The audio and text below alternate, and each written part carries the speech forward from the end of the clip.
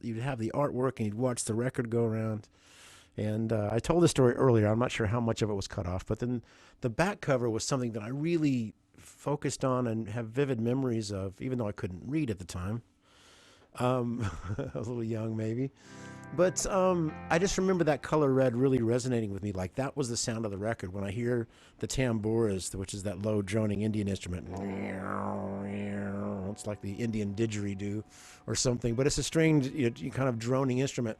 But the sound of that instrument that's on Within You Without You, it's in the conga breakdown of It's Getting Better and bits of Lucy in the Sky. That's the color I see. I see this color red. So when we were putting together the artwork for the Andy Timmons Band version of this record, I thought, whatever it is, I want this color red. And I told the story earlier where we flew this Italian photographer to Germany where we were. The ATB had a gig at the Frankfurt Music Messe. And so we thought, well, this is the right guy. He's a great photographer. Let's get him over, and we'll take some shots, and we'll figure out what the cover is going to be, because we didn't have a specific idea. I just knew I wanted that color.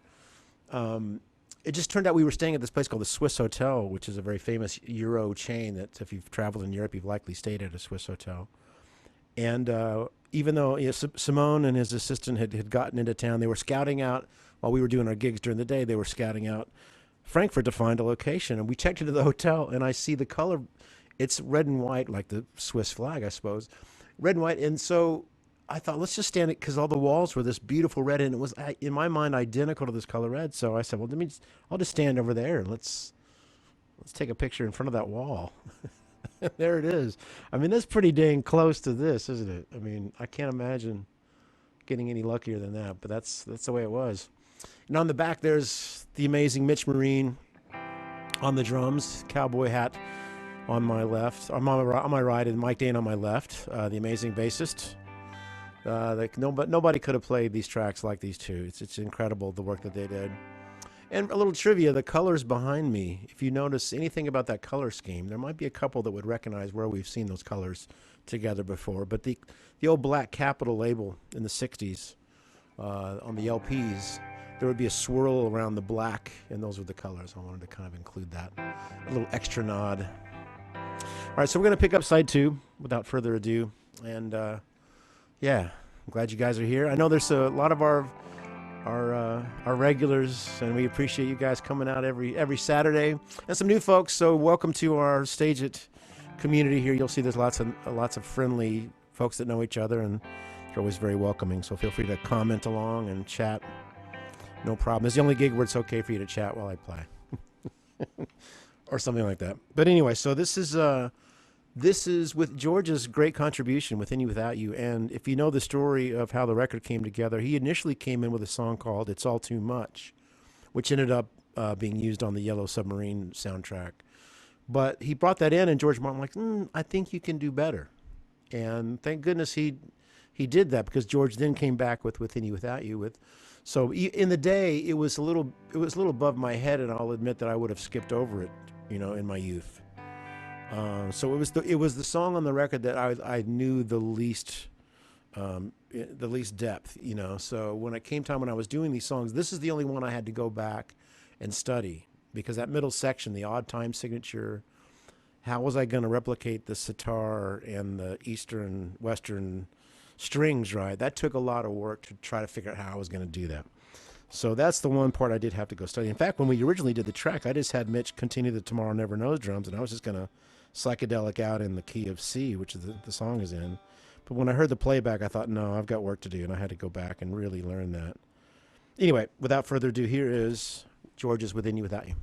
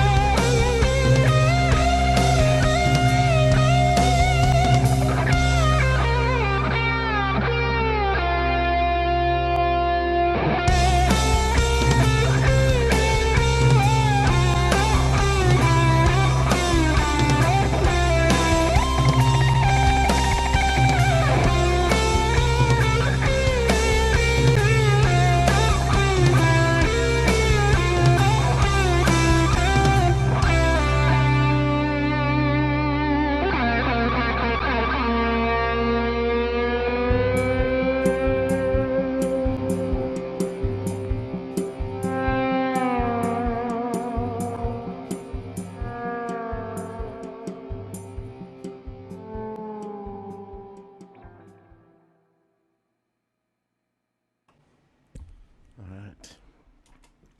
Pretty heavy track for 1967, man. That's, you know, a long way from Love Me Do, folks. Yeah, George. But it took years for me to get around to appreciating just how great that track is. All right, and at the end of that track, there's actually a little bit of you hear this bit of laughing. You know, I think they wanted to try to lighten it up. It's like this is so heavy, you know. And then they followed it up with this next Paul McCartney tune that he apparently wrote really early on, like before the Beatles. He said to have had a lot of this track written, and so and it was one of the first songs recorded for the Sgt. Pepper record. There was they recorded When I'm 64 first, and then they recorded Penny Lane and Strawberry Fields. So if you know the history, those two songs were yanked by the label because they needed a single. You know, there's been too much downtime between releases. Come on, boys, we need that. So, can you imagine Sgt. Pepper with Penny Lane and Strawberry Fields? That should have been those should have been on the record, right? So pretty incredible. But anyway, so this next tune, well, I gotta find the right pick, is When I'm 64. And I decided when I was doing the arrangements, I decided to try to do it in the George Harrison playing his country gentleman a la, Chet Atkins and Mr. Burton. You know what I mean? And that kind of his rockabilly influence. So. We'll slap back up. On the record, I played an old tally, my 68 tally, but for now I'm just going to do the coil tap on the bucker here. And here we go with When I'm 64.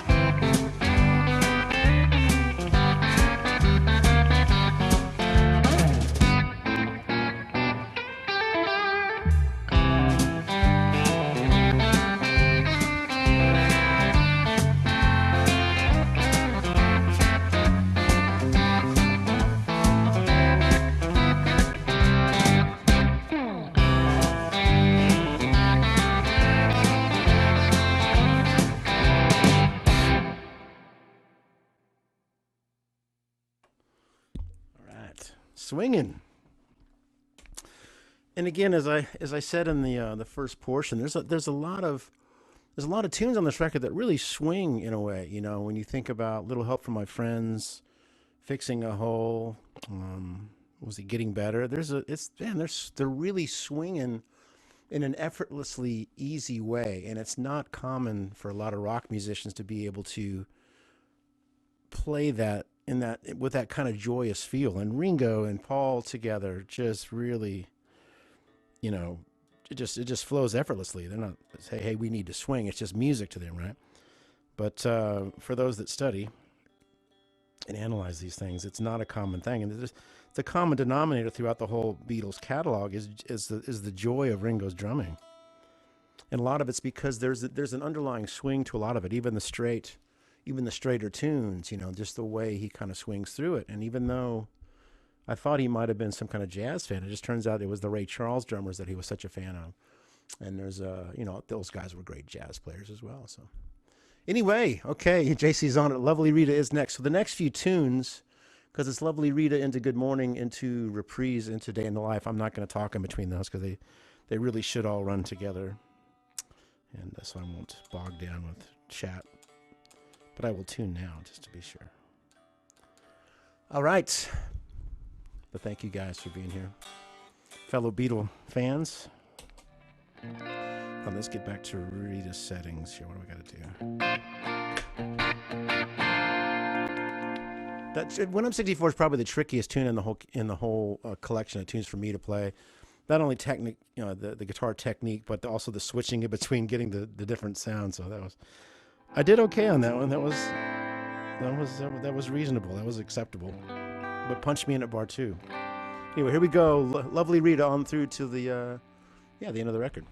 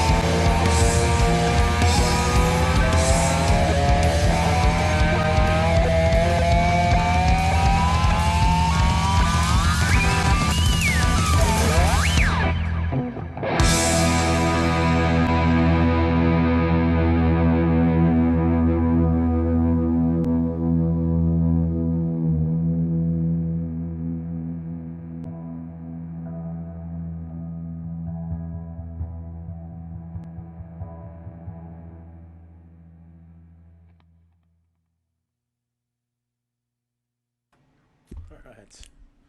You could hear the piano bench creaking there at the end. Yeah, that's so fun to play those tunes together like that. Fun to play the whole record together without chatting. I might do that another day without Groovis Interruptus.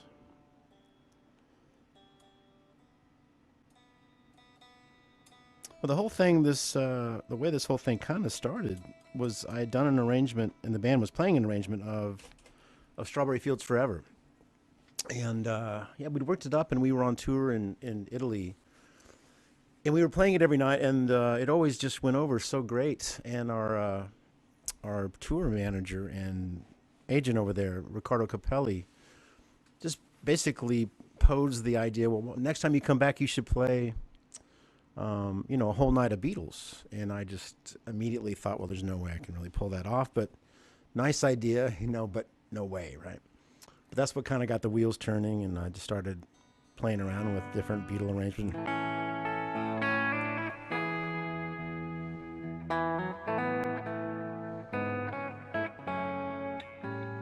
Whatever the tune might be, I just started just kind of having fun working on arrangements, just because I'd been challenged, so to speak, in a way. And it was obviously just a nice hobby because of the Resolution record, I'd been doing a lot of, arrangement with melody and chords together, and some experience with that in the jazz world as well. Growing up playing some Joe Pass and Barney Kessel stuff. Anyway, then one day that Lucy in the Sky kind of fell under the fingers. And then just the thought popped in my head that what if I could play the whole Pepper record just for fun? And I just set out to just pick tunes, and it just kind of became my hobby for literally a couple of years, just kind of tweaking away. And then I told the story earlier how we ended up in the studio, and with some extra time, so let's record them. So I put it made sense for us to include the Strawberry Fields arrangement as it was intended to be on the Pepper record. So let me dig into a bit of that. Everybody doing okay? I hope it's all right.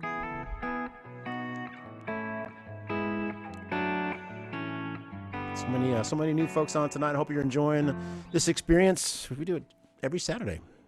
I always figure out something to play, or sometimes I just chat. But I hope you come back and be part of this lovely gathering of folks we have. Well, here we go. Strawberry Fields.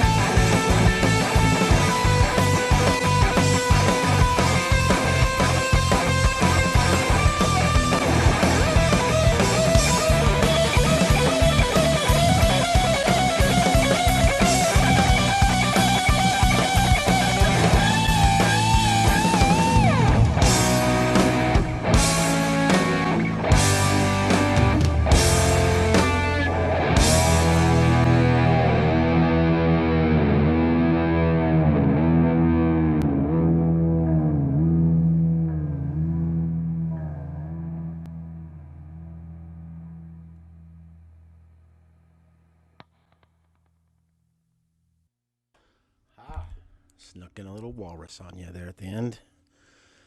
Sitting in an English garden waiting for the sun.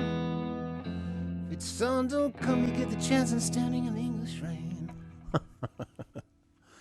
Now, Larini, there'll be no cussing here, no profanities. I can't even see the screen anymore without my glasses. But I see lots of, hopefully, capital applause or something. Snath, right on, man. Mari's here. You guys are so nice to me. I appreciate it so much. MVP, Rob Wexler, thank you, Sonic Discretion, for your help along this crazy week of technical hell that we were in. And all that, and earlier on, the main problem was I had it on Wi-Fi instead of Ethernet, so rookie move. DP, thank you, Dennis. Did I see Sheridan on here earlier? I think Sheridan was in the house. Hello, Judy and Tony. Robin Rolla.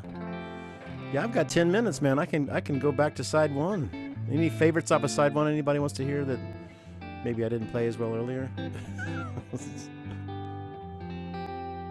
Because all I have is pepper tracks with me tonight. So anything that somebody wants to hear that wasn't here maybe for the first show that they'd like to hear off of side one. You've got the title track. You've got Lucy in the Sky. You've got... It's Sheridan's birthday. What? Happy birthday, Sheridan. Well, I didn't know that. I didn't get the warning flare, but happy birthday, Sheridan. Right on, man. She's leaving home. All right. We'll do She's Leaving Home. Let's see how that goes here. I got to switch one thing on the computer. Hold on.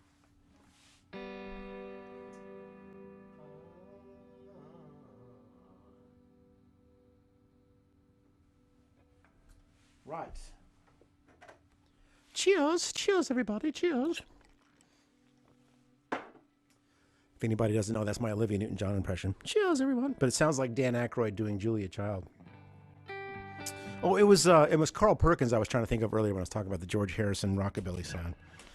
It was like James Burton, yeah, that's one thing. Cliff Gallup is another, but no, it was really more the Carl Perkins thing. But okay, for our brother Dennis out there, I will do She's Leaving Home.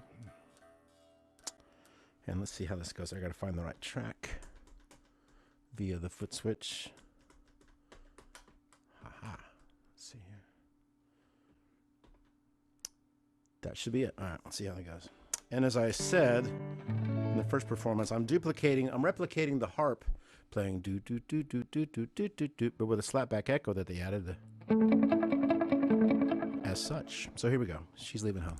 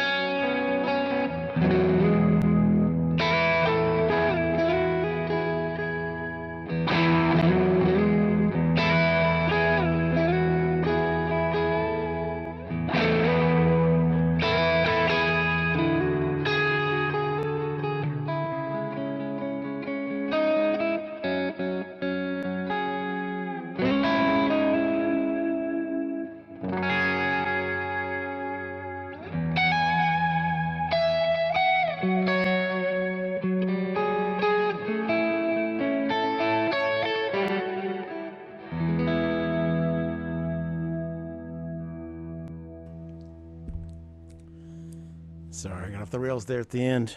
I was trying to think about what am I going to do for the next 5 minutes. That's the craziest thing about these stages thing is that we're limited. It's a finite amount of time. We can't stretch it a little bit, so it's a little frustrating. Trying to pad out, figuring out how to make it all work. But I hope that was all right, Mr. Dennis. I got some bits good. I will do one more song here, but I can't do anything too lengthy is the problem. It's, let's see. Sorry, so that leaves out Mr. Kite for sure. That thing's epic.